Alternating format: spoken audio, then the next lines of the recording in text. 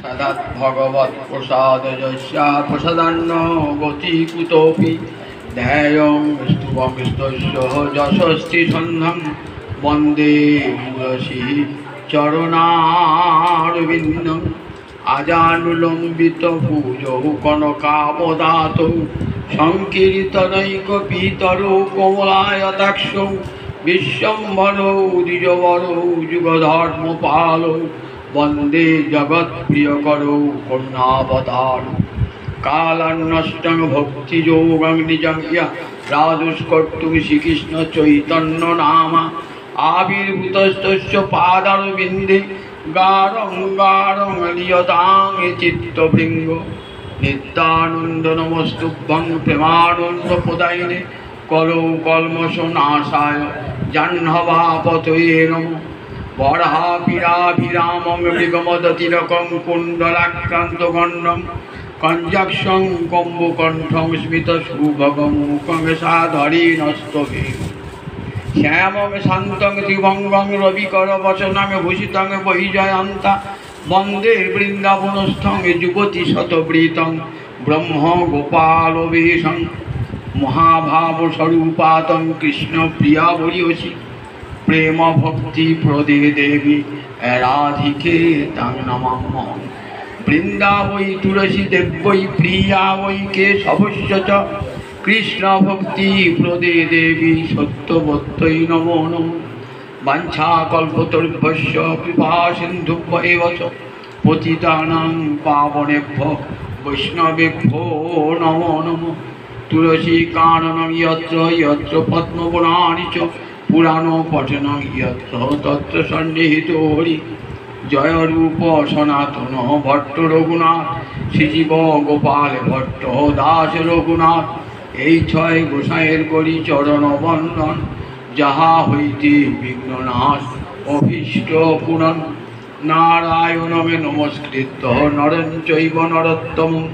দেবীং সরস্বতীং ব্যাসং ততো জয়ং উদীরয়েৎ नमो धर्माय महते नमो कृष्णाय वेदसे ब्राह्मणेभ्यो नमस्कृत्य धर्मान् वक्ष्ये सनातनान् वन्देऽहं श्रीगुरो श्रीयुतपदकमलं श्रीगुरून् वैष्णवांश्च श्रीरूपं साग्रजातं सहगण रघुनाथान्वितं तं सजीवं साद्वैतं सावधूतं परिजनसहितं श्रीकृष्ण चैतन्यदेवं श्री राधा कृष्ण पादान सहगण ललिता विशाखान्वितांश्च गुरवे गौरचन्द्राय राधिका वै तदालये कृष्णाय कृष्णभक्ताय तद्भक्ताय नमो नमः दिनादो मुरारे निषादो मुरारे दिनार्थे मुरारे निषार्थे मुरारे दिनान्ते मुरारे निशान्ते मुरारे तमेक गतिर्नस्तमेक गतिर्न अनर्पित चरिके चिराते करुणया अवतीर्ण कलौ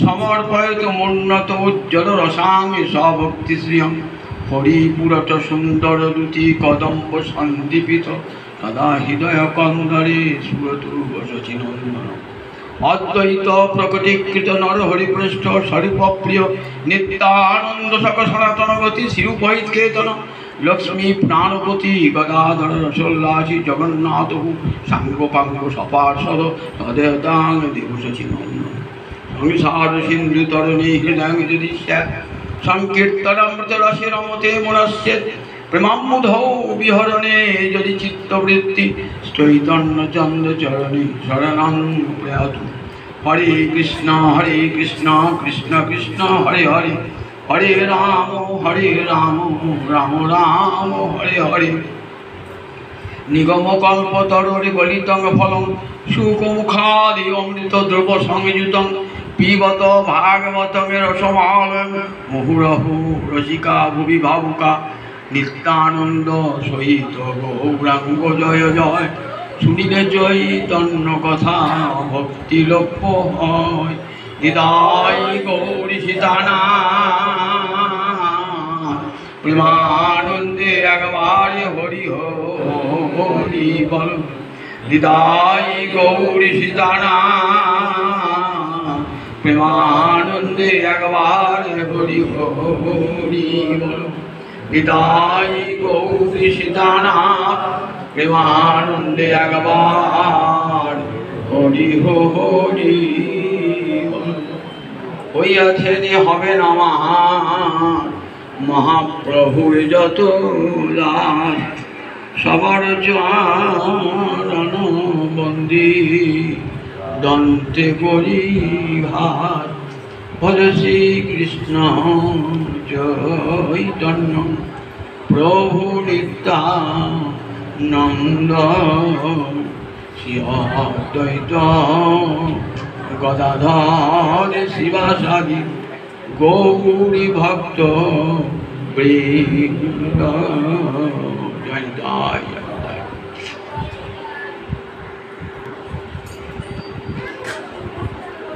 সমবেত ভক্তবৃন্দের চরণে আমার কোটি কোটি দণ্ডবত প্রণিপাত। হরিদ্বারে ব্রহ্মকুণ্ডের তীরে হরিকথার আসর বসেছে। বক্তা আজন্ম ব্রহ্মচারী ব্রহ্মনিষ্ঠ ব্যাসনন্দন সুখদেব, শ্রোতা আসন্ন মৃত্যু মহারাজ পরীক্ষিত এবং সমস্ত সন্ন্যাসী ব্রহ্মচারী ভক্তবৃন্দ পরিবৃত সেই সভাতে সুখদেব হরিকথা বলতে শুরু করেছে। হরিকথা বলতে বলতে সুখদেব মাঝে মাঝে থেমে যাচ্ছে, অনেকক্ষণ ধরে থেমে থাকছে। মহারাজ পরীক্ষিতের অন্তরের ভাবখানা এই যে আমরা তো 24 ঘন্টা বসে কৃষ্ণ কথা শুনছি, তাই হয়তো মুনিবর ভাবছেন যে আহার নিদ্রাদের ব্যবস্থা নাই, 7 দিন ব্যাপী শুনছেন একাশরে বসে, তাই কিছুক্ষণে বিরতি দান করি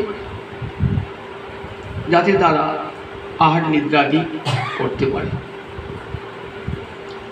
কিন্তু মহারাজ ঋষিবর সুখদেব কিন্তু হরিকথা বলতে বলতে থামছেন কেন না, গোবিন্দের লীলা সাগরে ডুবে যাচ্ছে। বাসুদেবে ভগবতী নিমগ্ন হৃদয় অব্রবীত। বাসুদেবে ভগবতী নিমগ্ন হৃদয়, গোবিন্দের লীলা সাগরে এমন করে ডুবে যাচ্ছেন যে বাইরের জ্ঞান আর থাকছে না, অন্তর্দশায় চলে যাচ্ছে। অন্তর্দশায় যখন চলে যান তখন তার বাইরে কথা বলার ক্ষমতা থাকে না। এই উদ্দেশ্যে সুখদেব মাঝে মধ্যে থেমে যাচ্ছে। মহারাজ পরীক্ষিত ভাবছেন আমার হাতে তো 7 দিন সময়, এই 7 দিনের মধ্যে আমাকে হরিকথা শুনে হরিপাদ পদ্ম লাভ করতে হবে, কারণ গোবিন্দ আমার বংশের ঠাকুর, কুলের ঠাকুর, আমার আরাধ্য দেবতা, তার সেবা প্রাপ্তি আমার জীবনের একমাত্র লক্ষ্য এবং সিদ্ধি। তাই হে মুনিবর, আপনি ভাবছেন হয়তো হরিকথা শুনতে শুনতে আমরা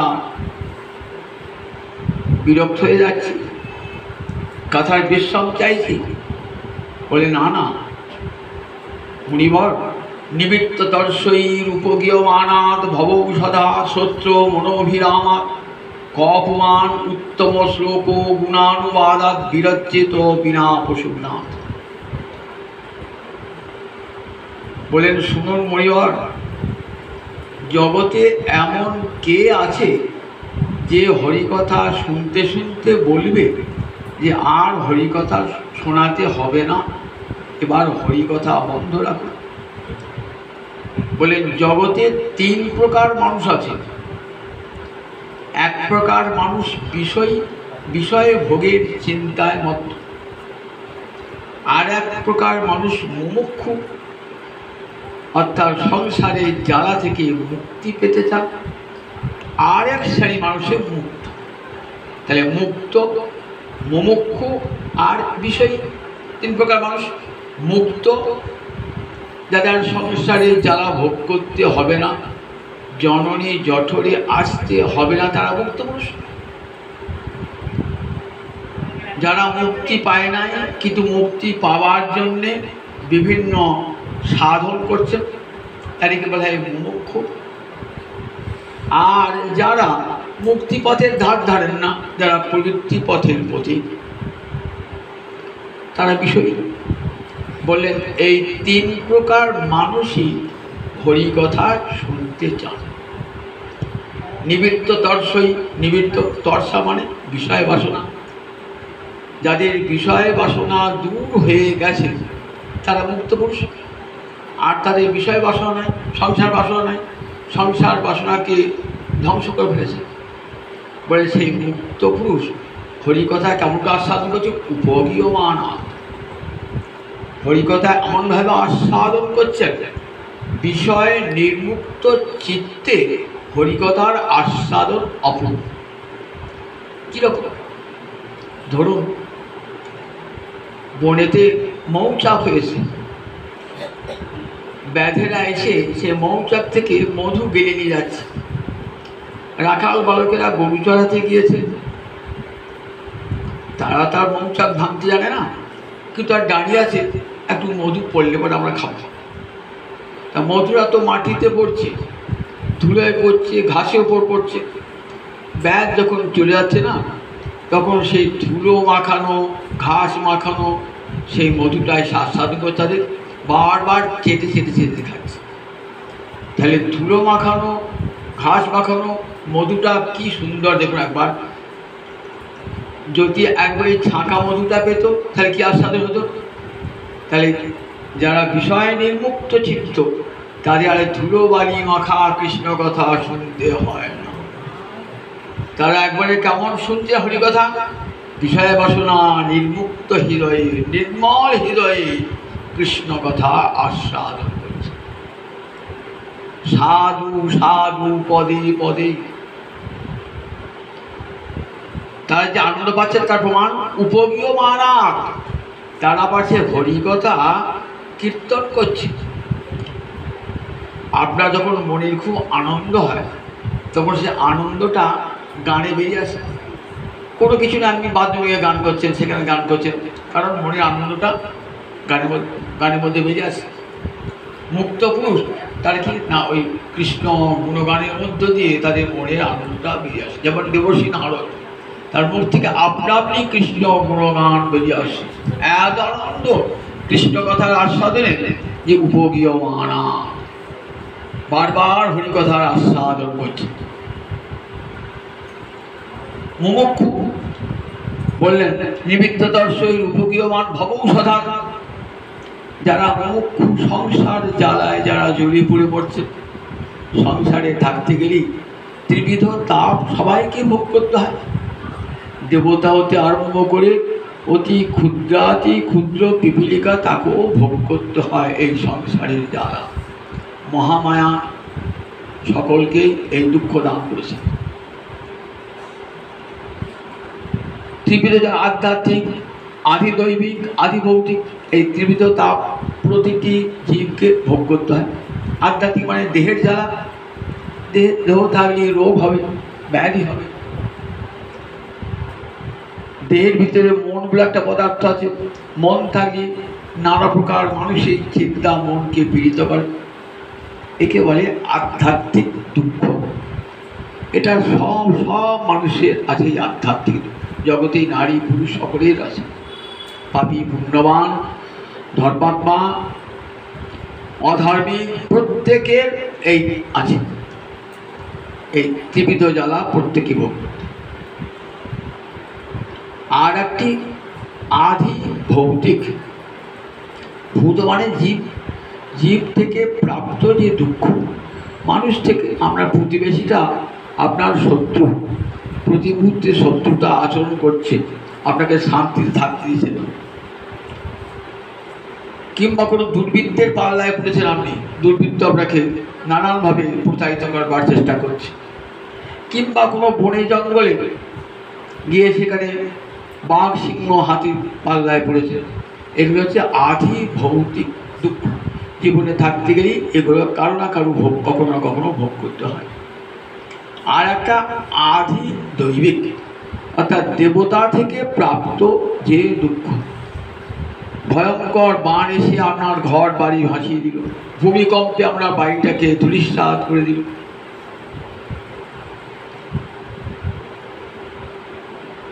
এমনি করে এই যে ভীষণ ঝড় এসে আপনার বাড়িটাকে উড়িয়ে দিল, এগুলো হচ্ছে আদি দৈবিক দুঃখ। এই তিন প্রকার দুঃখ প্রতিটি জীবকে ভোগ করতে হয়। এখান থেকে জীব মুক্তি পাওয়ার জন্য কী করে? একটু শান্তি পাওয়ার জন্য ছুটে বেড়ায়। বিশেষ করে সংসারী জ্বালায় যখন জীব জ্বলে পুড়ে মরে, তখন সে কি চায়? যে একটু শান্তি কোথায় গেলে পাবো।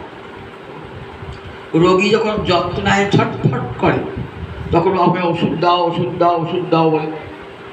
ওষুধ খেলে আমার যন্ত্রণার উপশম হবে। ঠিক তেমনি ভবব্যাধিতে যারা জর্জরিত, তারা কি চান? যে একটু কৃষ্ণ কথারূপ ঔষধ পান করলে পরে আমার ভবজ্বালা থেকে কিঞ্চিৎকাল মুক্তি। তাই ভবঔষধার সংসার জ্বালায় যারা জ্বলে পুড়ে মরছেন, তাদের কাছে হরিকথা ঔষধের স্বরূপ। 1 ঘন্টা যদি হরিকথা শুনি, মনটা সংসার জ্বালা থেকে, মনের দুঃখ বেদনা থেকে 1 ঘন্টায় তো মুক্তি পাবো। সত্য মনোভীর আমার যারা খুব বিষয়ী, সংসারে যাদের প্রচন্ড আসক্তি, তারাও কৃষ্ণ কথা শোনেন। কেন?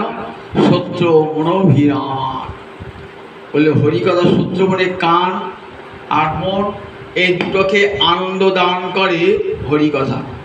হরিকথা তো এমনিতেই মধু, আবার মহৎ ব্যক্তির মুখ থেকে যদি হরিকথা শোনা যায়, তাহলে সে হরিকথার আরও মধুরতর হয়ে ওঠে। তাই হরিকথা শুনে কেউ যারা বিষয়ী দেখবেন, যারা নাস্তিক, তারাও দাঁড়িয়ে 2-4 দণ্ড হরিকথা শুনছেন, আবার শুনে এসে মনেও আনন্দ পাচ্ছে। তাহলে মুক্ত মুমুক্ষু বিষয়ী এরা কেউ উত্তম শ্লোক গুণানুবাদাস ন বিরজ্যেত। উত্তম শ্লোক মানে গোবিন্দ, তার গুণের অনুবাদ অর্থাৎ গুণের কথন, গুণকীর্তন শ্রবণ থেকে কেউ বিরত হয় না। মুক্ত মুমুক্ষু বিষয়ী একমাত্র কারা? বিনা পশু না, একমাত্র পশুঘাতী যারা। পশুঘ্ন মানে পশুকে যারা হত্যা করে যজ্ঞ বেদিতে, তাদের হৃদয় এত নিষ্ঠুর, তাদের কাছে হরি কথার কোনো মূল্য নাই। আর অপশুগ্ন যারা প্রতি মুহূর্তে আত্মাকে হত্যা করে চলেছে, অপশুগ্ন আত্মা, সেই আত্মঘাতী ব্যক্তির কাছে হরি কথার কোনো মূল্য নাই। এই শ্লোকটা বোঝাতে গিয়ে শ্রী গোসাইপাদ আমাদেরকে একটা গল্প শুনিয়েছে। গল্পটা আমরা অনেকেই জানেন, তাল বেতালের গল্প। বিক্রমাদিত্য খুব জ্ঞানী ছিলেন, তো তার জ্ঞান পরীক্ষা করবার জন্য তাল বেতাল একটা প্রশ্ন জিজ্ঞাসা করল। যদি এই প্রশ্নের উত্তর দিতে না পারো, তাহলে তোমার ঘাড় মটকিয়ে দেওয়া করে। তার তো অদ্ভুত। বলে কি প্রশ্ন বলো? তা বললেন, এখানে আছে সেখানে নাই, এখানে নাই সেখানে আছে, এখানেও আছে সেখানেও আছে, এখানেও নাই সেখানেও নাই। এখানে আছে কিন্তু সেখানে নাই, এই জগতে আছে কিন্তু ওই জগতে নাই। আবার এখানে নাই, এই জগতে নাই কিন্তু ওই জগতে আছে। আবার এখানেও আছে, ওখানে এই জগতে আছে, আবার ওই জগতেও আছে। এখানেও নাই, ওখানেও নাই, এই জগতেও নাই, ওই জগতেও আছে। বিক্রমাদিত্য জ্ঞানী তো একটা শ্লোকের মধ্য দিয়ে খুব সুন্দর উত্তরটা দেবে। রাজপুত্র চিরং জীব মা জীব ঋষি পুত্রক জীব বা মর বা সাধু ব্যাধ মা জীব মা মর। একটা বৈষ্ণব খঞ্জনি বাজিয়ে হরিনাম করতে করতে যাচ্ছে। একটা রাজপুত্র সে রাজবাড়ি থেকে নেমে এসে সে বৈষ্ণবকে প্রণাম জানালেন। কি বলে আশীর্বাদ করলেন? রাজপুত্র চিরঞ্জীব, হে রাজপুত্র তুমি দীর্ঘজীবী হও বলে আশীর্বাদ করলেন। কিছু একটা ঋষির পুত্র এসে প্রণাম করছে, তাকে কি বলে আশীর্বাদ করলেন? মা জীব ঋষি পুত্র। ঋষিপুত্র তুমি বেশি দিন বেঁচো না। তারপরে একটা সাধু তিনি এসে প্রণাম করছে, কি বলছেন, তুমি বাঁচতেও পারো, তুমি মরতেও পারো। এই দেখে বোনের একটা ব্যাগ, তার ছিল সবাই প্রণাম করছে, আমি প্রণাম করি। সে এসে প্রণাম করেছে, তাকে কি বলে, মা জীব মা মর, তুমি বেঁচেও না তুমি মরো না। চারজনকে চার রকম আশীর্বাদ। রাজপুত্রকে আশীর্বাদ করলেন, রাজপুত্র চিরঞ্জীব, তুমি দীর্ঘকাল বেঁচে থাকো। কেন? তুমি যতদিন বেঁচে থাকবে ততদিন ভোগে সুখে থাকবে। রাজার ছেলে তো মরে যাওয়ার পর ও জগতে তোমার শূন্য, কিছুই পাবে না। এই জগতে যা ভোগ করবে করে নাও, টাকা পয়সা ধন দৌলত তোমার অনেক আছে, তো ভোগ করে নাও। মরে গেলে আর কিছুই পাবে না। তোমার এই জগতে আছে, কিন্তু ও জগতে তোমার কিছুই নাই। ঋষিপুত্র প্রাণ করেছে, কি বলেন, বলেন মা জীব ঋষিপুত্র। ঋষিপুত্র তুমি বেঁচো না, কারণ এখানে তোমার তো কিছুই নাই, কিচ্ছু সাধন করে তপস্যা করছো, ভিক্ষা করে এনে দুটি ভিক্ষালব্ধ অন্ন একবার সন্ধ্যায় দিনান্তে ভোজন করছো, কত কঠোর তপস্যা করছো, এখান থেকে কিছুই না, গাছতলে আছো, পুজো ঘরে আছো, কিছুই না, কোনো ভোগ সম্পদ তোমার নাই।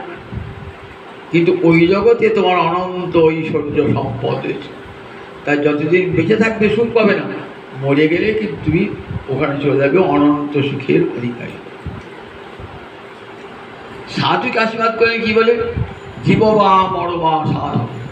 সাধু তুমি বেঁচে থাকলেও তোমার সুখ, হরিনাম সংকীর্তনে মাতার হয়ে জীবনটি তোমার কাটবে, পরমানন্দে কাটবে।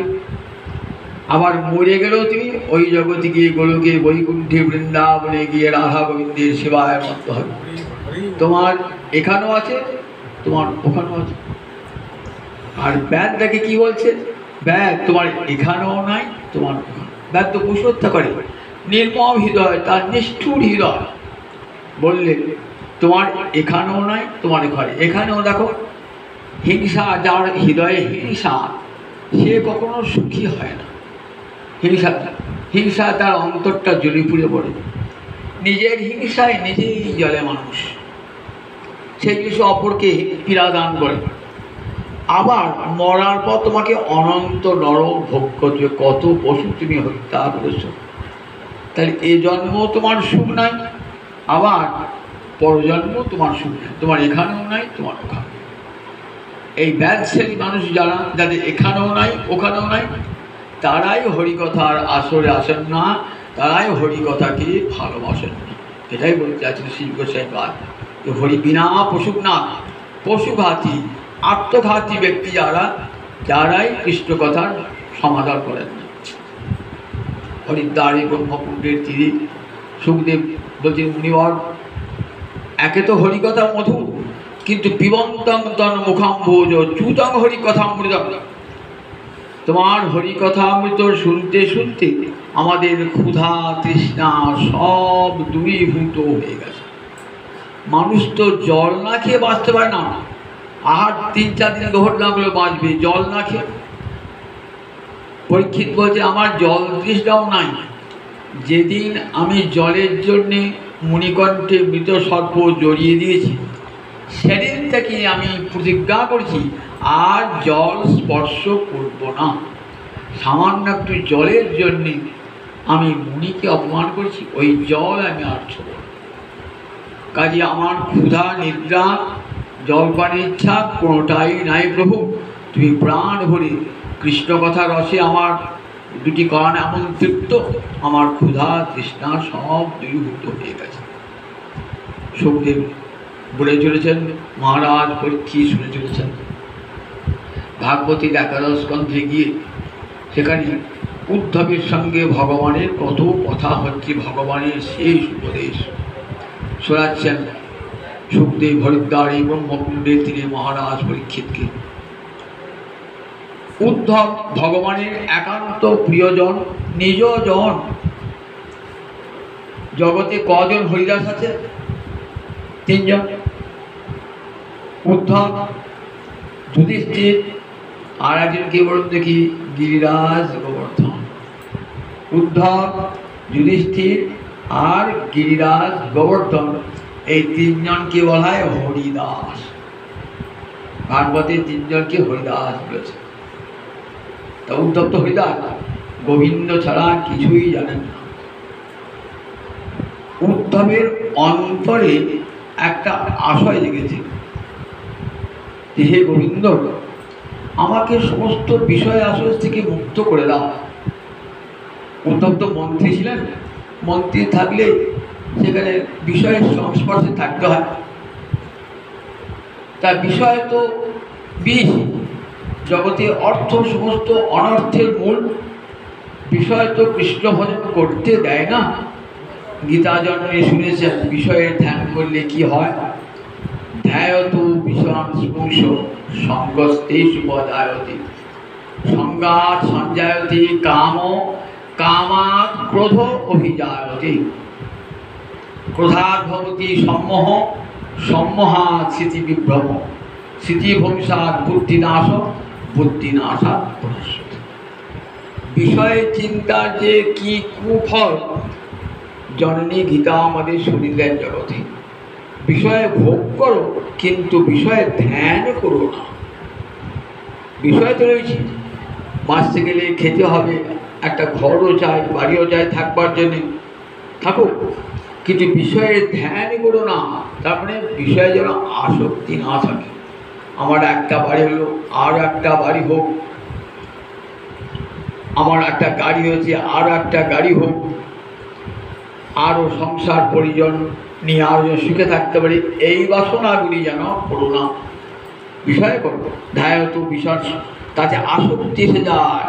বাড়ি ঘর সম্পদ করলে কী হয়, আমরা তাতে এত আসক্তি এসে যায় না, সে আসক্তি সমস্ত কিছু বিনাশের কারণ যায়। সঙ্গ মানে আসক্তি, তেষু উপজায়তে। সঙ্গ থেকে কী হয়, সঞ্জায়তে কাম, কামনা এসে যায়। একটা বাড়ি হলো, একতলা থেকে দোতলা হলো, তিনতলা হলো, আর একটা বাড়ি ইচ্ছা, এমনি করে একটার পর একটা কামনা এসে যায়। আমার কামনার পথে যে বাধা সৃষ্টি করে, আমার কাম্য বস্তুকে পেতে দেয় না, তার প্রমাণ ক্রোধ হয়ে যায়। ক্রোধ থাকলে কী হয়, ক্রোধাৎ ভবতি সম্মোহ, মোহ এসে যায়। কোনটা হিত কোনটা অহিত, কোনটা কাণ্ড কোনটা অকাণ্ড, এ জ্ঞান থাকে না যখন মানুষ ক্রোধী হয়। ক্রোধ মানুষের এমন শত্রু যে মানুষের পতনের পথ ত্বরান্বিত করে দেয়। ক্রোধে মানুষ হিতাহিত জ্ঞান শূন্য হয়ে যায়। তাই ক্রোধাৎ ভবতি সম্মোহ, সম্মোহাৎ স্মৃতি বিভ্রম। আমি একজন ভদ্র মানুষ, ভদ্র ঘরের সন্তান, উচ্চশিক্ষিত ব্যক্তি, এই জ্ঞানও তখন থাকে না। আমি একটা মানুষের পশুর মতো আচরণ করি। পশু যেমন হিংস্র হয়ে যায়, ক্রোধ তেমনি আমাকে হিংসায় উন্মত্ত করে দেয়, স্মৃতিবিভ্রম করে যায়। আমার স্মৃতিটাই থাকে না, আমি যে কে স্মৃতি থাকে না। স্মৃতিভ্রংসাৎ বুদ্ধিনাশ, আর এর ফলে আমার বুদ্ধিটাও নাশ হয়ে যায়। আমি যে হিংসা করি, একটা কুকর্ম করতে চলেছি, তার ফলটা কী হবে, পরিণতিটা কী হবে, সেটা আমি চিন্তা করি না। আমি চিন্তা করি, আমি হিংসা করে একটা মানুষকে হত্যা করলাম, তখন চিন্তাও করি না যে ওই মানুষটাকে হত্যা করে আমি তো সুখী হতে পারবো না, আমাকে তো সারা জীবন জেলে কাটাতে হবে, আবার মৃত্যুর পর নরকে পৌঁছতে হবে, এ বলতে আমার থাকে না। তাই স্মৃতি ভবিষ্যৎ বুদ্ধিনাশ, বুদ্ধিনাশাৎ প্রণশ্যতি। তাই উদ্ধবের অন্তরে একটা সংশয় জেগেছে, বিষয়ী ব্যক্তি কৃষ্ণ ভজন করতে পারে না, কারণ বিষয় তো বিষ। গীতায় ভক্তি একটা লোক করেছি, অনিকেত স্থিরমতি ভক্তিমান মে প্রিয় নর।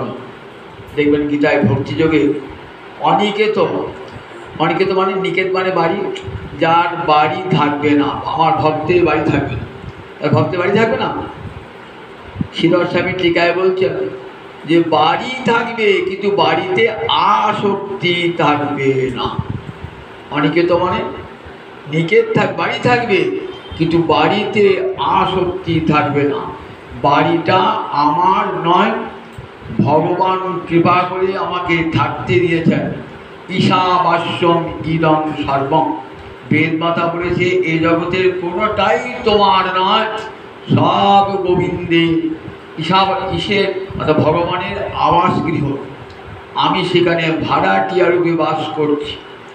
ভাড়াটিয়া রূপে বাস করে ভাড়া তো দিই না, উপরন্তু মালিককে অস্বীকার করি। ঠিক আছে তো?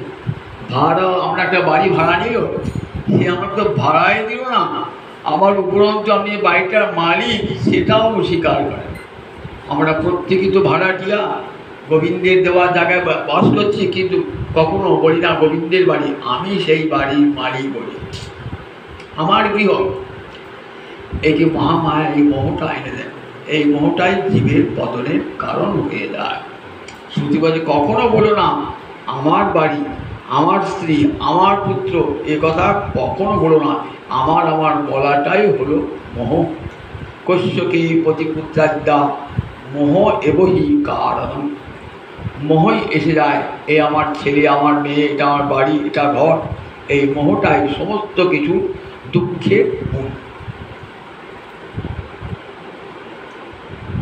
তাই ঊর্ধ্বে অন্তর যে বিষয়ে থাকলে কেমন করে কৃষ্ণ ভজন হবে? গোবিন্দ বলছেন দেখো, আমার ভক্তকে অনেক সময় বাধ্য হয়ে বিষয় ভোগ করতে হয়। বাধ্য মানবী মদ্ভক্ত বিষয়ই অজিতেন্দ্রিয়, প্রায় প্রগলভয়া ভক্তা বিষয়ী নাভিভূতি। আমার ভক্ত বিষয়ে থেকেও সে কখনো আমার চরণ কমলের স্মৃতি থেকে বিচ্যুত হয় না।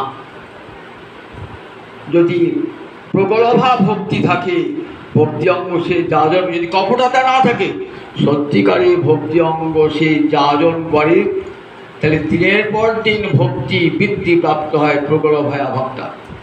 অজিতেন্দ্রিয়, আমাদের ইন্দ্রিয় তো অসংযত, তাই ভোগের আকাঙ্ক্ষা থেকে যায়। কিন্তু কেমন করে সেই ইন্দ্রিয়কে সংযত করব? বলি ইন্দ্রিয়কে সংযত করবার জন্যে কোনো কিছুই তোমাকে করতে হবে না। 6টা রিপু, এই যে 6টা রিপু আর 11 ইন্দ্রিয় সব কৃষ্ণ সেবায় লাগিয়ে দাও। চক্ষু একটা ইন্দ্রিয় আছে, তাকে কৃষ্ণ রূপ দর্শন করতে দাও। কান একটা ইন্দ্রিয় আছে, কৃষ্ণ কথা শোনো। এমনি করে 11 ইন্দ্রিয়কে হিসিকে ন হিসিকে সেবন, সমস্ত ইন্দ্রিয় দ্বারে কৃষ্ণ সেবা করো। আর 6টা রিপুকে লাগিয়ে দাও কৃষ্ণ সেবায়।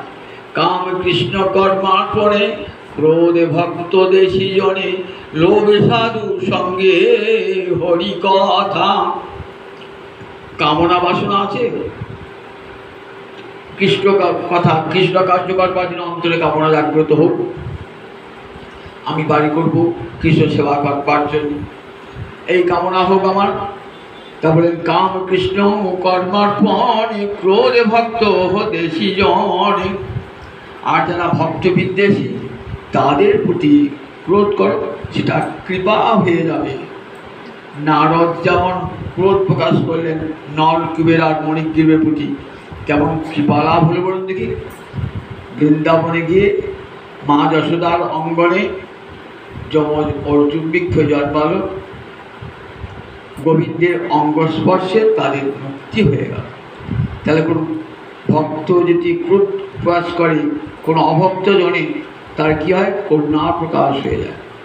লোভ সাধু সঙ্গে হরি কথা, লোভ আছে, সাধু সঙ্গে হরি কথা লোভ আছে। এমনি করে 11 ইন্দ্রিয় আর 6টা রিপুকে গোবিন্দ সেবায় লাগিয়ে দাও, দেখবি অজিতেন্দ্রীয় ব্যক্তি জিতেন্দ্রীয় হয়ে যাবে। এই ইন্দ্রিয় দ্বারকে মুক্ত করতে পারে এমন শক্তি নাই জগতে। যোগীরা চেষ্টা করে, জ্ঞানীরা চেষ্টা করে, ফল বিপরীত হয়ে যায়, ফল বিপরীত হয়। ইন্দ্রিয় তার দ্বিগুণ 3 গুণ শক্তি নিয়ে চলে আসে। সংসার ছেড়ে চলে গেলেন, নির্জনে বসে ভজন করছেন। আমি নারী মুখ দেখবো না, আমি ছেলে মুখ দেখবো না, আমি বিষয় দেখবো না। দেখবেন পরবর্তীকালে এমন না মা মহামায়া ছাড়বেন নাকি, এমন শাস্তি দেবেন, কোথায় তার সন্ন্যাস, তার ব্রহ্মচর্য সব এক মুহূর্তে ধূলিসাৎ হয়ে যাবে। গোবিন্দ চিন্তা যদি অন্তরে না থাকে, তুমি যত বড় ব্রহ্মচারী হও আর যত বড় সন্ন্যাসী হও না কেন, তোমার সন্ন্যাস, তোমার ব্রহ্মচর্য এক মুহূর্তে লোপ পেয়ে যাবে। এর উদাহরণ হাজার হাজার। সংসার ছেড়ে চলে গেছে, গৃহিণী গৃহে গৃহে ঘুরে বেড়াচ্ছে, কোথায় দুটো টাকা পাবো, কোথায় দুটো শিষ্য সফল করবো, কোথায় মঠ করব, মন্দির করব। গৃহে থাকতো ভালো করতে, গৃহ ছেড়ে গেরুয়া পোশাক পরে বনে যাবার কি দরকার ছিল? কেন ঘরে বসে গোবিন্দ সেবা হতো না? ঘরে বসে কত ভক্ত তো ঘরে বসে গোবিন্দ সেবা করে। আমার নিতাই চাঁদ জগৎকে শিক্ষা দিয়েছেন যে দেখো, ঘরে বসে কৃষ্ণ সেবা করো, গৃহী হয়ে কৃষ্ণ সেবা করো। গারস্থ আশ্রম সবচেয়ে বড় আশ্রম। গারস্থ আশ্রম আছে বলেই ব্রহ্মচর্য, বানপ্রস্থ, সন্ন্যাস এই তিনটে আশ্রম টিকে আছে। তাই বিষয়ে বিষয় কখনো আমার ভক্তকে অভিভূত করতে পারে না। দেখুন, তার একটা উদাহরণ দেওয়া আছে। মহাপ্রভুর এক ভক্ত ছিলেন, তার নাম পুণ্ডরিক বিদ্যানিধি। এর বাড়ি ছিল চট্টগ্রাম, ঢাকা চট্টগ্রাম। খুব বিষয়ী লোক ছিলেন, প্রচুর ঐশ্বর্য, চক্রশালার জমিদার। নবদ্বীপেও তার একটা বাড়ি ছিল, কিন্তু পরম কৃষ্ণ ভক্ত। বাইরে দেখে বোঝা যেত না যে কৃষ্ণ ভক্ত, বাইরে কিন্তু একেবারে রাজবেশ, রাজপোশাক। নবদ্বীপের বাড়িখানেও তার বিশাল বাড়ি, বাড়ি তো নয়, রাজপ্রাসাদ, সুসজ্জিত রাজপ্রাসাদ। নবদ্বীপে এসেছেন, মুকুন্দ তার বাড়ি, যে মহাপ্রভু গান শোনাতো তার বাড়ি ছিল চট্টগ্রামে। মুকুন্দ শুনেছেন যে পুণ্ডরিক বিদ্যানিধি এসেছেন। গদাধর পণ্ডিতকে বলছেন, গদাধর, একজন বৈষ্ণব দেখাবো তোমাকে, চলো। বলে, ভাই তো বৈষ্ণব দর্শন হবে, এ তো মহাভাগ্য। গদাধরকে সঙ্গে নিয়ে নবদ্বীপে পুণ্ডরিক বিদ্যানিধির বাড়ি থেকে উঠেছেন। গদাধর তাকিয়ে তাকিয়ে দেখছেন, আজন্ম সন্ন্যাসী, অথচ দেখছেন বাবা কত বিষয়, বাড়িখানা কি, ঢুকতেই তো ভয় লাগে। রাজপ্রাসাদ, যেখানে ঢুকলেন সেখানে একটা সুসজ্জিত কক্ষ, সেখানে কেমন পিতলের পায়া দেওয়া খাট, সেই খাটের উপর বসে আছে, কে বসে আছে? পুণ্ডরিক বিদ্যানিধি বসে আছেন সেই খাটের উপরে।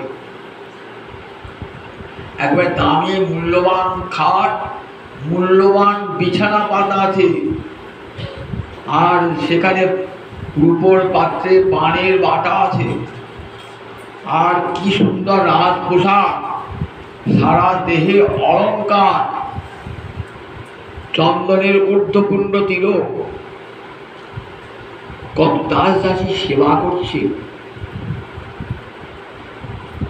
গদাধর ভাবলে কি করে বৈষ্ণব হবে, যার এত ভোগ, যে লোকটা এত ভোগী, এমন খাট, কত মূল্যবান খাট, পিতলের পায়া দেওয়া সেই খাট, মহামূল্যবান শয্যায় বসে আছে, রূপোর পাত্রে পানের ক্ষীর সাজানো আছে, কত দাস দাসী পাখা করছে।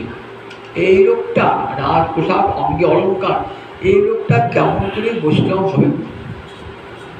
তুমি আমার দিন মনে ভাবছেন, মুকুন্দ বৈষ্ণব দেখাতে এসে তুই আমার দিনটাই মাটি করে দিলে। আজকে বিষয় দর্শন হলো, শাস্ত্রে বলেছে বিষয়ের মুখ দর্শন করো না, দর্শন করলে কৃষ্ণ ভক্তির বাধা সৃষ্টি হবে।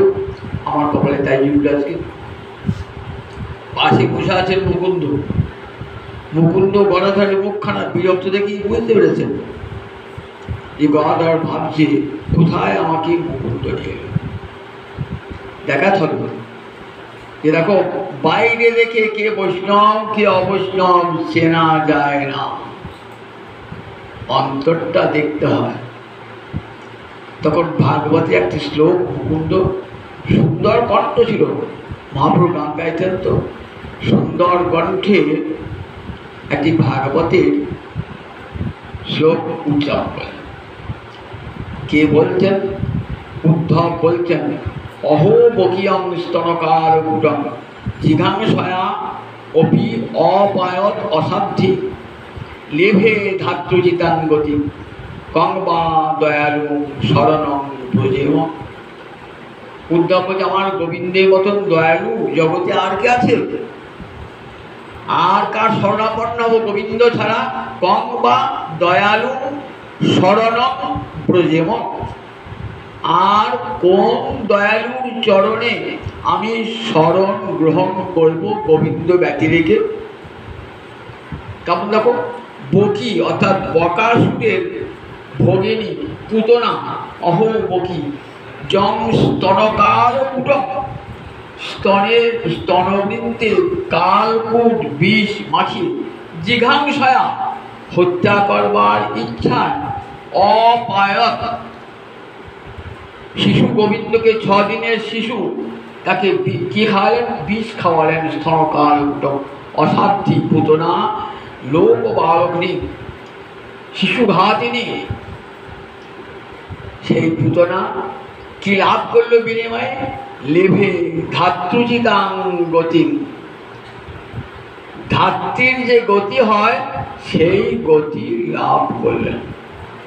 তার তো নরকে যাওয়া উচিত ছিল, যে ভগবানকে বিষ খাওয়াতে যায়। মানুষকে বিষ খাওয়ালে সে নরকে যায়, আর ভগবানকে বিষ খাওয়াতে গিয়েছি। তাহলে ভগবান তো বলতে পারতেন তুমি অনন্ত নরকে যাও, তা তো পাঠালেন না। কোথায় পাঠালেন? যাও তুমি আমার মায়ের কাছে থাকবে, গোলকে থাকবে, তুমি হবে আমার ধাইমা, ধাত্রীমাতা, তোমার নাম হবে কিলিম্বিকা। কিলিম্বিকা নামে ধাত্রী গোলকে থাকবে আমার মায়ের কাছে। মা বলবে, ওরে ধাই আমার গোপালকে একবার কোলে নে, স্নান করিয়ে দিয়ে দুধ খাওয়া। দেখুন, যার নরক হওয়ার কথা ছিল তার গোলক গতি হয়ে গেল। দিল বিষ গোবিন্দকে, পেল অমৃত। জগতে এমন কোনো ভগবান আছেন যাকে বিষ দিলে তিনি অমৃত দান করেন? কিন্তু গোবিন্দ আমার এমন ঠাকুর, এমন করুণা আমার, যে বিষ দিলে পরে বিনিময়ে অমৃত দান করেন। অনেকে বলেন একই করলে ঠাকুর, জগতে থাকলে তোমাকে সবাই বিষ দিতে আসবে, তুই বিষ দিয়ে তাকে ধাত্রীগতি দান করলে। এই উদাহরণটা ভালো হলো না তোমার, এই উদাহরণটা ওকে নরকে যাওয়া দিচ্ছিল। গোবিন্দের মনে বলছেন, ও তোমাকে কিছু দিয়েছে, আবার মায়ের মতো বেশ নিয়ে এসেছে, তাহলে ওকে ফেরাই কেমন করে?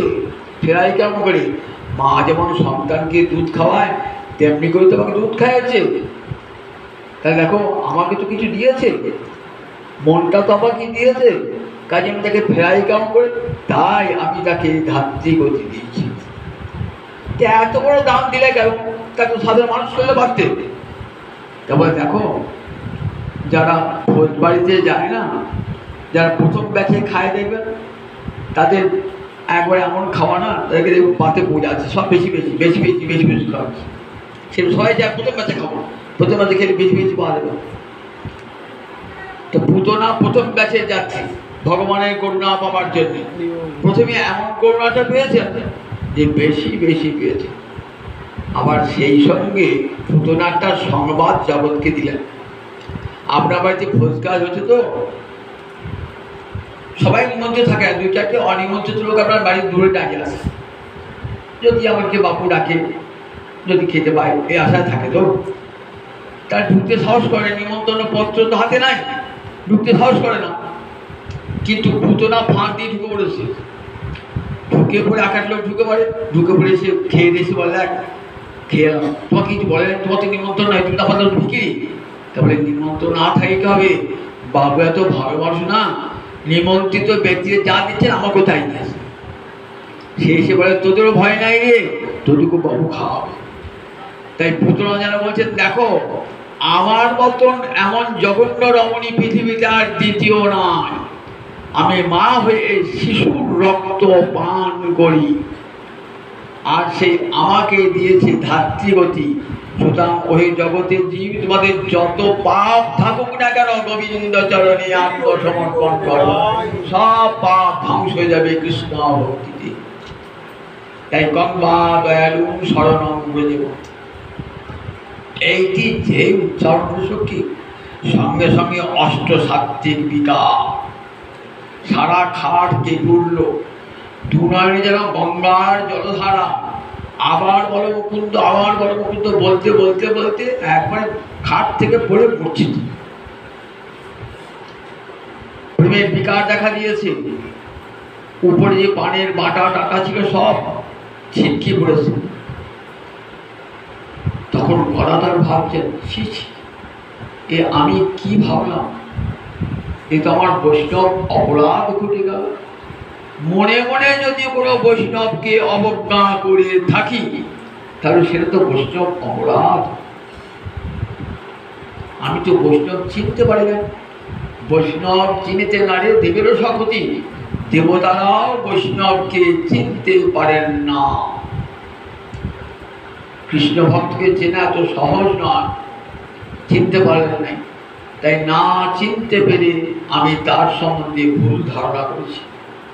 মুকুন্দ কোলে বসিয়ে মাথায় জল দিয়ে পাখা করে প্রায় 2 প্রহর মূর্ছিত অবস্থায় তার জ্ঞান ফিরিয়ে আনলেন। গদাধর অন্তরে অন্তত দুঃখ পেয়েছেন, তারও নয়নে জলধারা। রাস্তায় আসছেন মুকুন্দের সঙ্গে, আস্তে আস্তে বলছে দেখো আমি একটা মহা অপরাধ করে ফেলেছি। কি অপরাধ? তুমি যে বৈষ্ণবকে দেখাতে নিয়ে গেলে না, আমি তাকে কি ভেবেছি, একজন বড় বিলাসী ব্যক্তি ভেবেছি, বিষয়ী ব্যক্তি ভেবেছি। এটা তো বৈষ্ণবকে যদি বিলাসী বিষয়ী ভাবা হয় তাহলে সেটা তো একটা অপরাধ হয়ে গেল। এই অপরাধ খণ্ডন হবে কি করে?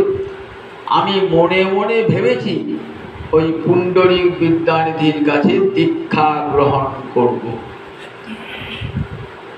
শিষ্য হলে গুরুদেব শিষ্যের সব অপরাধ ক্ষমা করে দেয়।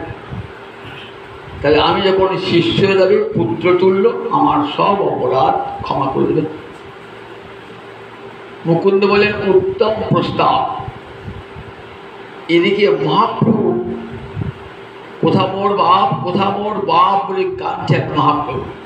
কে বলুন দেখে বাপ? এই পুণ্ডরীক বিদ্যানিধি, ইনি বিশ্বভানু রাজার অবতার। মহাপ্রভু তো রাধা হবে বিবাহিত, তাই রাধা যেমন নিজ পিতার জন্য কেঁদেছিলেন তেমনি কাঁদছেন মহাপ্রভু, কোথা মোর বাপ, কোথা বাপ। নবদ্বীপ এসেছেন তো।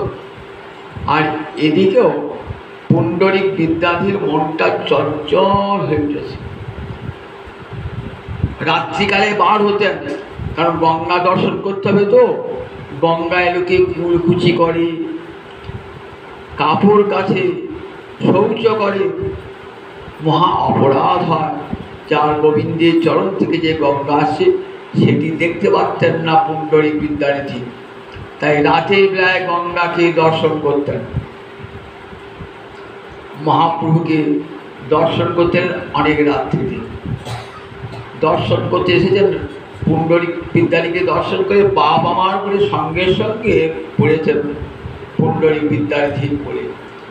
আর পুণ্ডরীক বলে জড়িয়ে ধরেছেন আমার মহাপ্রভুকে, জড়িয়ে ধরেছেন।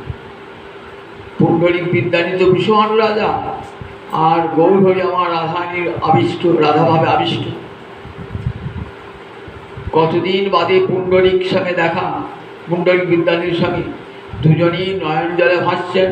পুণ্ডরীক বিদ্যানিধির নয়ন জলে মহাপ্রভুর অঙ্গ ভেসে গেল, মহাপ্রভু নয়ন জলে পুণ্ডরিক বিদ্যানিধির ক্রোড় ভেসে গেল। পুণ্ডরিক বিদ্যানিধি রয়ে গেলেন, মাঝে মধ্যে গৌর হরিকে দর্শন করতে আসেন। পুণ্ডরিক বিদ্যানিধির কথা গদাধর পণ্ডিত জানালেন যে আমি একটা অপরাধ করেছি এবং সেই অপরাধের জন্যে আমি দীক্ষা গ্রহণ করতে চাই পুণ্ডরিক বিদ্যানিধির কাছে। মহাপ্রভু উত্তম প্রস্তাব, তুমি দীক্ষা নিয়ে নাও পুণ্ডরিক বিদ্যানিধির কাছে। পুণ্ডরিক বিদ্যানিধি গদাধরকে দীক্ষা দান করলেন। গদাধর পুণ্ডরিক বিদ্যানিধির শিষ্য হয়ে গেলেন। থেকে গেলে মহাপ্রভু পুরীতে রয়েছেন, তখনও পুণ্ডরিক বিদ্যানিধি পুরীতে রয়েছেন। মহাপ্রভু কি বলতেন? বিদ্যানিধি বলতেন না। বিদ্যানিধি মানে বিদ্যার সমুদ্র, পণ্ডিত। মহাপ্রভু বলতেন প্রেম নিধি। পুণ্ডরিক প্রেম নিধি, প্রেমের সমুদ্র। জগন্নাথ দর্শন দিয়েছেন তো, অজ্ঞান মাসে অরুণ ষষ্ঠী হয়, সেই সময়তে জগন্নাথকে নূতন কাপড় পরানো হয়। তা দেখছেন জগন্নাথকে মার দেওয়া কাপড় পরাচ্ছে পাণ্ডারা। পুণ্ডরিক বলছেন দেখো এদের কিরকম আচার, দেখো মার দেওয়া কাপড় জলে না খেতে শুকিয়ে জগন্নাথকে পরাচ্ছে। সর্বদামোদর সঙ্গে আছে বলে দেখো পুরীর আচারের সঙ্গে আমাদের আচার মেলে না, আর এখানকার আচার তুমি বিচার করতে যেও না। স্বয়ং রামানুজাচার্য এসেছিলেন বিচার করতে যে জগন্নাথের পূজা পদ্ধতি ঠিক নয় বলে। রাত্রেবেলায় গরুর গিয়ে কি করেছিল, রামানুজাচার্যকে তুলে নিয়ে একবারে 50 যোজন দূরে রামানুজাচার্যকে ফেলে দিয়েছিল। এই তদ্বিন যত বড় পণ্ডিত হও না কেন, জগন্নাথ সেবার নিয়মালনা তোমার পণ্ডিত এখানে চলবে না। এর কথা সর্বদামোদর শোনালেন। তো পুণ্ডরিক বিদ্যানিধি আচ্ছা সে বুঝলাম যে জগন্নাথের নয় কোনো আচার বিচার নাই, ভগবান তো, কিন্তু পাণ্ডারা তারাও কি ভগবান হয়ে গেল? বললেন দেখো ভগবানের সেবকের নিন্দা করতে নাই। ভগবানের সেবকের নিন্দা করলে সেটাও বৈষ্ণব অপরাধ হয়ে যায়। মহাপ্রভু যখন মন্দর পর্বতে গিয়েছেন, মন্দারে মধুসূদন আছে, সেইখানে মধুসূদনে যারা সেবা করছেন না, তাদের আচার থেকে মহাপ্রভু শিষ্যরা অবজ্ঞা উপহাস করছে। মহাপ্রভু কি বললেন, যাতে বৈষ্ণব অপরাধ না ঘটে একটা ছল করলেন। বললেন আমার জ্বর এসেছে, জ্বর এসেছে, তার বৈদ্যটা কি বৈদ্য ডাকা হলো। বললেন বৈদ্যের ওষুধে সারবে না আমার জ্বর, তাহলে কিসে সারবে? ওই যে মধুসূদনের যারা সেবক না, ওদের চরণ ধৌত জল খেলে পরে আমার রোগ সেরে। ছল মাত্র নিয়ে এলেন তাদের পা ধোয়া জল, মহাপ্রভু রোগ সেরে গেল। শিক্ষা দিলেন দেখো যারা মধুসূদনের সেবক তাদের আচার বিচার করতে যেও না। ভগবানের যারা সেবক তাদের ভুল ধরতে যেও না, তার পাপ হবে। এখানেও পুণ্ডরিক বিদ্যানিধিকে সর্বদামোদর বললেন। রাত্রিবেলায় পুণ্ডরিক বিদ্যানিধি একটি ঘরে আছেন, তো দেখছেন কানাই বলায় অর্থাৎ জগন্নাথ আর বলভদ্র বলরাম এসেছেন। এসে দুটো গালে এমন চড় মারছে না, গাল ফুলে উঠেছে। দূর হয় এখান থেকে, আমার সেবকদের বিচার করতে এসেছে, দুটো গাল ফুলে উঠেছে। সকালবেলা সর্বদামোদর ডাকতে এসেছেন, দেখছেন যে অসুস্থ বিছানায়। বলে দেখো ভাই আমার দুটো গাল কার ফুলে উঠেছে। কী করে ফুললো? কাল রাত্রেবেলায় জগন্নাথ আর বলরাম এসে দুটি গালে এমন চড় মেরেছে, দেখো আংটির দাগ পর্যন্ত উঠে পড়েছে। আমি জগন্নাথের পাণ্ডাদের সমালোচনা করেছি তো, তার জন্য আমাকে শাস্তি দিয়ে গেলেন যে দেখো জগন্নাথের পাণ্ডাদের সেবকদের তুমি অবজ্ঞা করেছো, তার ফল তোমাকে ভোগ করতে হবে। পুণ্ডরিক বিদ্যানিধি দিয়ে ভগবান শিক্ষা দিলেন এই জগতে যে দেখো ভগবত সেবকদের সমালোচনা করো না, সমালোচনা করলে ভগবান রুষ্ট হন। আবার দেখালেন পুণ্ডরিক বিদ্যানিধিকে দিয়ে যে দেখো এত বড় বিষয়ী লোক, কিন্তু অন্তরটি কেমন কৃষ্ণ ভক্তিতে প্রায় প্রবলভয়া ভক্তা বিষয়ী নাবিভূতে, আমার ভক্তকে বিষয় অভিভূত করতে পারে না। আমরা যে মহারাজ যুধিষ্ঠির রাজা রাজ ঐশ্বর্যের মধ্যে রয়েছেন, কিন্তু কৃষ্ণ ভক্তি এতটুকু ক্ষয়প্রাপ্ত হয়েছে, বরং দিনের পর দিন বৃদ্ধিপ্রাপ্ত হয়েছে। প্রহ্লাদের রাজা হয়েছেন, ভরত রাজা হয়েছেন, অম্বরীশ রাজা হয়েছেন, তাদের কৃষ্ণ ভক্তি এতটুকু যায় না। জগতে ভগবান দেখালেন যে বিষয়ী অন্তরে যদি কৃষ্ণ ভক্তি থাকে, তাহলে সেই কৃষ্ণ ভক্তি বিষয় চিন্তাকে দূরীভূত করে দেয়, বিষয় তার চিত্তকে কখনো বশীভূত করতে পারে না। ভাগবত আমরা দেখি কত বড় বড় রাজা রাজা কৃষ্ণ ভক্তি পরায়ণ। আবার চৈতন্য চৈতামৃত দেখি কত বড় বড় ভক্ত, বিষয়ী ভক্ত, তারাও কেমন অন্তরে, কেমন তার অন্তরে তাদের কৃষ্ণ ভক্তি কেমন, তাদের বিষয়ে থাকার জন্য বিষয়ে তাদেরকে অভিভূত করতে পারে না। সন্তায় উদ্ধব, বিষয়ে থাকলে ক্ষতি নাই, বিষয়ে আসক্তি যেন না থাকে। আমার বিষয় এটা ভেব না, আমার বাড়ি আমার ঘর ভেব না। যখনই বাড়ি করলে ঘর করবে ভাববে গোবিন্দের ঘর, গোবিন্দ সেবার জন্যে কুটির নির্মাণ করেছি, সে বাড়িতে গোবিন্দ সেবা হবে। যে বাড়িতে গোবিন্দ সেবা হয় না, হরিনাম হয় না, দেখবেন ভাগবতে পৃথু রাজা বলেছেন সে বাড়িটা কেমন, বেলালয় দ্রুমা, বেল মানে সাপ, সাপের কোটরযুক্ত বাড়ি, সাপের কোটরযুক্ত বৃক্ষ। যে বাড়িতে হরিনাম হয় না, সাধু সেবা হয় না, ভাগবত পাঠ হয় না, সে বাড়িটা সাপের কোটরযুক্ত বৃক্ষ। পৃথু রাজা বলছেন, বেন রাজার পুত্র পৃথু রাজা বলছে, আমি গ্রীষ্মকালের দিনে পথ হাঁটছেন, তো হাঁটতে হাঁটতে ক্লান্ত হয়ে গেছে নদীতে, একটা বট গাছের যে শুয়ে বলে কি ছায়া। কিছুক্ষণ পর ঘুমটা আসে না, আদৌ ঘুম এসে চোখে দেখছেন বাবা বট গাছে কোটর থেকে একটা কেউ সাপ বেরিয়ে আসে। আপনি কি করবেন? বলে বাবা দরকার নাই বট গাছের ছায়া, আমি মাঝ রাস্তায় শুয়ে থাকবো, নদী পড়বো, সেও ভালো। এই কেউটু গাছের কেউটু বা সাপের ছোবল খেতে আমি গাছের তলায় শোবো না। ঠিক তেমনি যে বড় লোকের বাড়ি কিন্তু কৃষ্ণ ভক্তি নাই, কৃষ্ণ ভজন হয় না, কৃষ্ণ সেবা হয় না, ভগবত সেবা হয় না, বৈষ্ণব সেবা হয় না, সে বাড়িটা কেমন, ওই সাপের কোটরযুক্ত, কেউটু সাপের কোটরযুক্ত বটবৃক্ষ তুল্য। সে বাড়ি তাই কৃষ্ণের সংসার করো, ছাড়ি অনাচার। সংসার থাকুক ক্ষতি নাই, সংসার যেন আমাদের না থাকে। সংসার হোক কৃষ্ণের, বাড়ি হোক কৃষ্ণের, ঘর হোক কৃষ্ণের, আমার পত্নী পুত্র সব কৃষ্ণের দাস দাসী হয়ে কৃষ্ণ সেবা করুক, তবে সেই সংসার হবে মঙ্গলের কারণ। সেই সংসার মুক্তির পথে সকলকে অগ্রসর করে দেবে। মহাপ্রভু ভাগবতীর এই শিক্ষা, গোবিন্দের এই শিক্ষা, যেরকম সংসারে থাকুক কিন্তু সংসার যেন তোমাকে না থাকে। সংসার থেকে হরি ভজন করো, ভগবানের সেবা করো, সকলের মঙ্গল হবে। তোমার পুত্র পত্নী সব কৃষ্ণ সেবার সহায়ক সহায়িকা হতো, তবে চিরমঙ্গল লাভ হয়ে, কল্যাণ লাভ হয়ে, জয় নিতাই জয় জয়। আপনারা সবাই আশীর্বাদ করুন শুভর এই বাড়ি যেন কৃষ্ণ ভক্তির আলয় হয়ে ওঠে, হরিনামে মুখরিত হয়, কৃষ্ণ কথায় মুখরিত হয়। এবারে আশীর্বাদ করুন, গোবিন্দের কাছে সবাই প্রার্থনা জানান। এই বিধে উদ্বোধন হলো, গোবিন্দের জন্য গোবিন্দকেই দান করা হয় বাড়ি, তারই জন্য এই বাড়ি। জয় জয় জয় জয় জয় জয় জয় রাধে কৃষ্ণ গোবিন্দ, জয় জয় রাধে কৃষ্ণ গোবিন্দ, জয় জয় রাধে কৃষ্ণ